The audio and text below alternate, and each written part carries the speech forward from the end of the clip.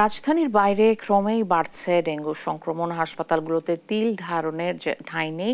এই বিষয়ে আরো জানাতে এই মুহূর্তে নরসিংদী থেকে সরাসরি যুক্ত হচ্ছেন সুমন বর্মন এবং নেত্রকোনা থেকে সহকর্মী মাহমুদুল হাসান। প্রথমেই যেতে চাই নরসিংদীতে।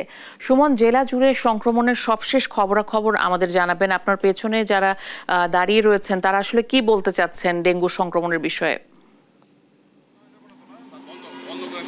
আপনি জানেন যে সারা দেশে যখন ডেঙ্গুর ভয়াবহতা শুরু হয়েছে তার সঙ্গে নরসিংদীতেও কিন্তু প্রতিদিনই পাল্লা দিয়ে বাড়ছে ডেঙ্গু রোগী।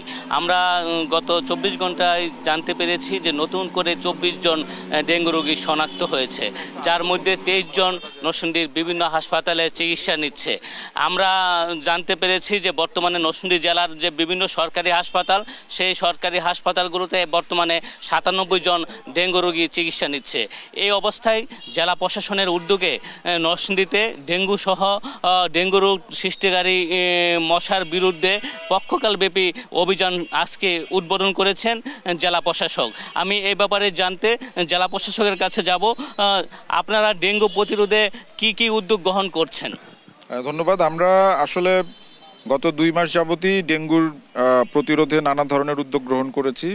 প্রত্যেকটি পৌরসভা এবং ইউনিয়ন পরিষদগুলোকে নির্দেশনা দেওয়া হয়েছে তারা তাদের এলাকায় এই ডেঙ্গু মশা প্রতিরোধে তারা মশক নিধন ওষুধ ছিটানো সহ পরিষ্কার পরিচ্ছন্নতা অভিযান করবে। তারপরেও আমরা গত মাসে আমাদের জেলায় কমিটি আছে এই সংক্রান্ত, সেই কমিটির সভায় সিদ্ধান্ত নিয়েছি যেহেতু ডেঙ্গুর সাধারণত পিক সিজনটা হচ্ছে সেপ্টেম্বর, তো সেপ্টেম্বর যেহেতু আসছে আমরা এই জন্য আজকে থেকে এক পক্ষকাল ব্যাপী অর্থাৎ 15 দিন আমরা সারা নরসিংদী জেলায় অর্থাৎ প্রত্যেকটি উপজেলা, প্রত্যেকটি ইউনিয়ন, পৌরসভা এবং প্রত্যেকটি শিক্ষা প্রতিষ্ঠান, প্রত্যেকটি শিল্প কারখানা অর্থাৎ সব জায়গায় আমরা আজকে থেকে পরিষ্কার পরিচ্ছন্নতা অভিযান শুরু হলো, অর্থাৎ জোরদার হলো।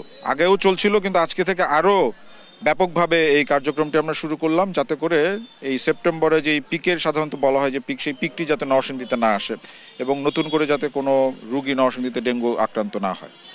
আমরা দেখতে পাচ্ছি যে অনেক নির্মাণাধীন ভবন সহ অনেকে অসচেতনতার কারণে ডেঙ্গু মশা জন্মাচ্ছে। সেক্ষেত্রে আপনারা অভিযান জোরদার করবেন কিনা, সেভাবে আপনার পরিকল্পনা কি? যে অবশ্যই আমরা ইতিমধ্যে আমি যেটি বললাম যে গত 2 মাস আগে থেকেই বিভিন্ন নির্মাণাধীন প্রতিষ্ঠানে অভিযান পরিচালনা সহ মোবাইল কোর্ট পরিচালনা করা হয়েছে, সেখানে জরিমানা আরোপ করা হয়েছে এবং তাদেরকে সচেতন করার জন্য সভা থেকে শুরু করে লিফলেটও বিতরণ করা হয়েছে।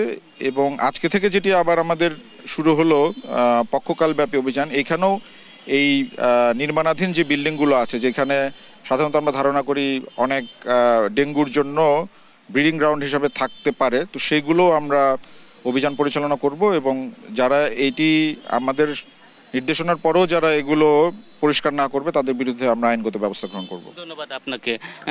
আপনারা শুনছিলেন যে নরসিংদী জেলা প্রশাসনের উদ্যোগে ডেঙ্গু প্রতিরোধে যে উদ্যোগ গ্রহণ করা হয়েছে তা সম্পর্কে বলছিলেন জেলা প্রশাসক। আমরা ডেঙ্গুর বিষয়ে আরও বিস্তারিত জানতে এখন যাব নেত্রকোনায়, সেখান থেকে আমাদের সহকর্মী মাহমুদুল হাসান আমাদের ডেঙ্গু প্রতিরোধে করণীয় সম্পর্কে জানাবেন। ধন্যবাদ সুমন। নেত্রকোনায় আসলে বেশ কিছুদিন যাবৎ লক্ষ্য করা যাচ্ছে যে ডেঙ্গুর প্রকোপে একটু বেড়েছে। আপনাকে যদি একটু জানাতে চাই যে গত 19শে জুন থেকে কিন্তু ডেঙ্গুর শনাক্ত করা হয়েছে, তো সেই থেকে এই অর্ধ সময় পর্যন্ত প্রায় 10 গুণ রোগী বেড়ে গিয়েছে। আমরা রোগী এবং চিকিৎসকের সাথে কথা বলে যতটুকু জেনেছি যে অধিকাংশ রোগী কিন্তু ঢাকা ফেরত থেকে এসেছে এবং ইদানিং যেটা লক্ষ্য করা গেছে যে এখানে আপনার স্থানীয়ভাবেও কিন্তু অনেক রোগীর সংখ্যা বেড়ে গেছে। আমরা সিভিল সার্জনের সাথে কথা বলেছিলাম, তিনি জানাচ্ছিলেন যে তিনি একটা জনপ্রতিনিধি এবং ডাক্তারদের নিয়ে একটা টিম গঠন করেছেন। তো সেই টিম জেলার বিভিন্ন সদর উপজেলা সহ বিভিন্ন উপজেলা তারা পরিদর্শন করে তারা দেখেছেন যে সেখানে ডেঙ্গুর লাভরা পাওয়া গেছে। তো সেই থেকে আসলে মূলত ডেঙ্গুর প্রাদুর্ভাবটা একটু বেশি। এতে করে পৌরবাসী এবং যে পৌরসভার বাইরে যে সমস্ত উপজেলা রয়েছে সেই সমস্ত মানুষ কিন্তু আসলে আতঙ্কিত হয়ে পড়েছে। তো আমরা যদি আপনাকে আরেকটু বলতে চাই যে আসলে পৌর কর্তৃপক্ষ যে মশা নিধনের জন্য যে ঔষধ বা যে কার্যক্রম পরিচালনার কথা রয়েছে তিনি যদিও করছেন, কিন্তু সেটা আসলে বেগবান করতে হবে বলে সুধীজনরা জানাচ্ছেন। আমাদেরকে আপনাকে যদি একটু তথ্য জানাতে চাই যে নেত্রকোনা জেলায় এই পর্যন্ত মোট 200 ভর্তি হয়েছে 280 জন, বর্তমানে চিকিৎসাধীন আছেন 300 জন। ডেঙ্গু কিট মজুদ রয়েছে 1629টি। তো সুধীজন এবং কর্তৃপক্ষ যেটা সিভিল সার্জন যেটা মনে করছেন যে এখানে আসলে সচেতনতা বৃদ্ধি করতে হবে, সচেতনতা বৃদ্ধি হবে। তো আমরা ফিরে যাচ্ছি স্টুডিওতে, সেখানে রয়েছেন আমাদের ইশিকা আজিজ। এই ছিল আমার কাছে সর্বশেষ তথ্য। ধন্যবাদ মাহমুদ আপনাকে। আমরা নেত্রকোনা এবং নরসিংদী থেকে সহকর্মীদের মাধ্যমে জানছিলাম ডেঙ্গু বিস্তারের সবশেষ খবর।